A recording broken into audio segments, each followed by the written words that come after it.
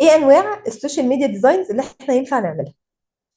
لو رحت على لينكد ان هلاقيه بيحب ايه؟ بيحب الكاروسل. الكاروسل اتفقنا ان هو البوست اللي ليه اكتر من 5 ل7 سلايدز، وببدا اعمل لهم سكرول عشان اشوف المحتوى اللي فيه.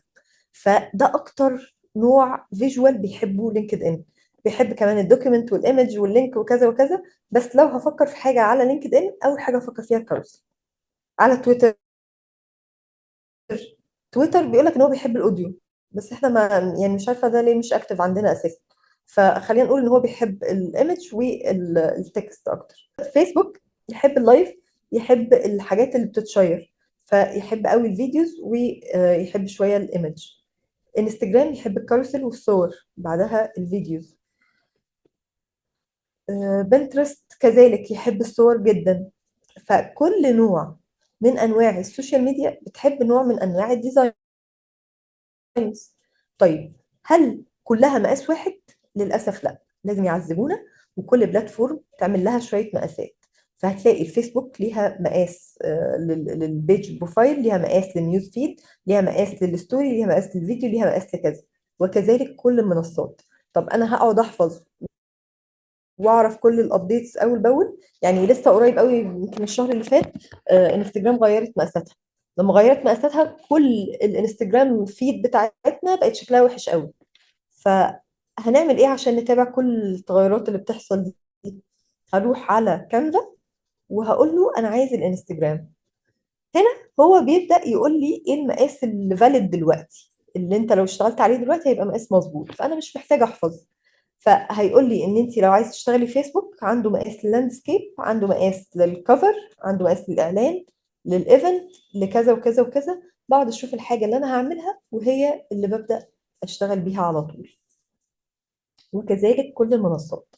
تلاقوا على لينكد ان قايل لي مثلا انه الكاروسل ده مقاسه 1200 في 1500، ده مقاسه 1200 في 1200، وهكذا. ببدأ اشوف انا هعمل ايه ومنه اطلع المقاس اللي انا هشتغل بيه. يبقى اول حاجة محتاج اخد بالي منها هي موضوع المقاسات. ليه؟ لانه المقاسات لو عملتها مش مظبوطة هلاقي معلومات مهمة طايرة في المحتوى بتاعي. فيما يخص المقاسات، ايه كمان لازم اخد بالي منه؟ وانا شغال الريلز لازم اخد بالي من حاجة اسمها سيف سايز، الحدود الآمنة او المسافات الآمنة. بمعنى، انا لما باجي اشير على تيك توك في حتت بتضيع مني.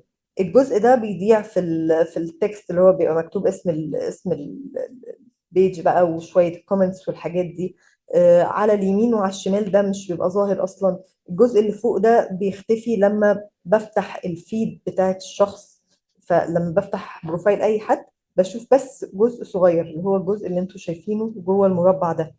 فدي كلها حاجات انا لازم اخد بالي منها. طب انا هاخد بالي منها في ايه؟ اخد بالي